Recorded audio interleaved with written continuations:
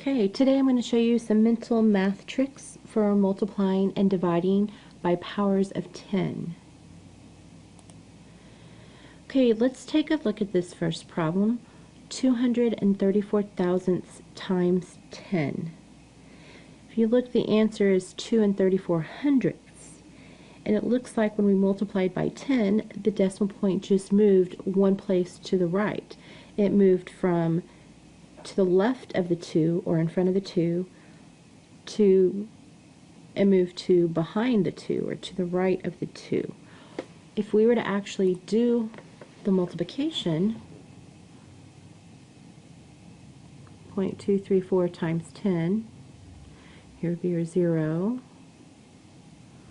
There are 3 decimal places in this factor, 0 decimal places there, so I need a total of 3.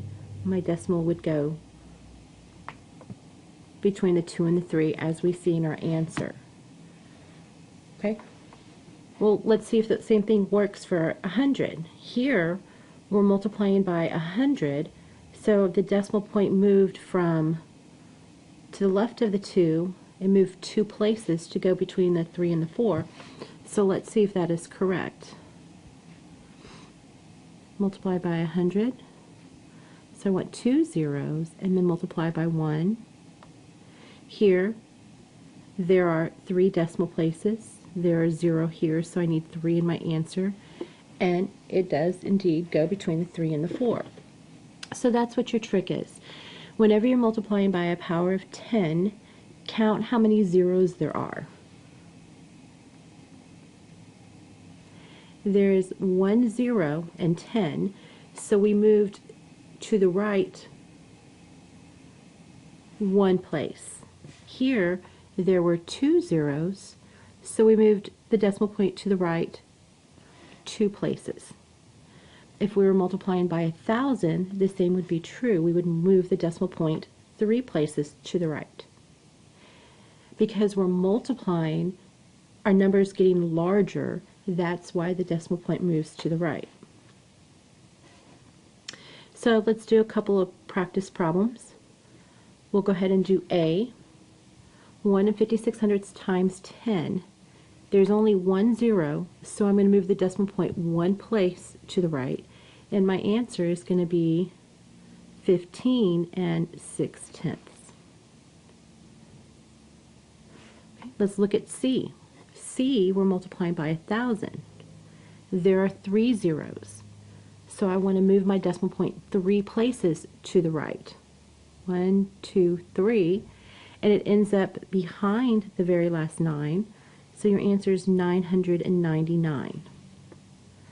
Go ahead on a separate sheet of paper and finish the rest of these problems.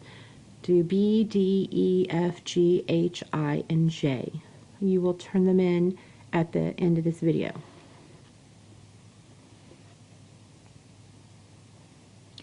Okay, let's talk about when we're dividing.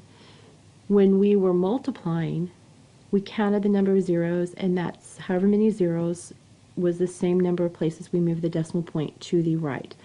This time we're dividing, which means our number is going to get smaller. We're going to do the same thing, count the number of zeros, and move the decimal point that many places, but this time instead of moving to the right, we're going to move to the left because we want our number to be smaller. So let's take a look here. 123 divided by 10. There's 1 0.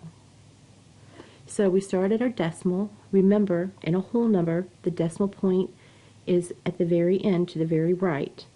We want to move it 1 place to the left. So it becomes 12 3/10. On our second example, we're dividing by 100. There are 2 zeros.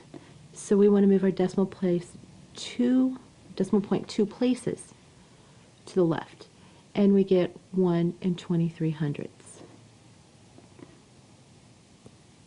Okay, try these problems. We'll do the first one together. A. We're dividing by 10. There's 1 0, so we only need to move the decimal point 1 place to the left. So our answer would be 254 thousandths. Let's take a look at G.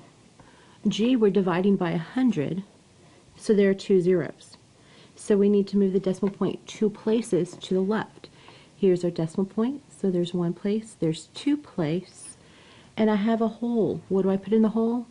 Another 0. So our answer would be 0.0001. So sometimes you're going to have to annex the zeros.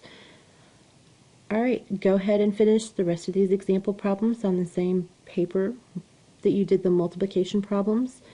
When you're done, you will turn in the paper for both sets of problems.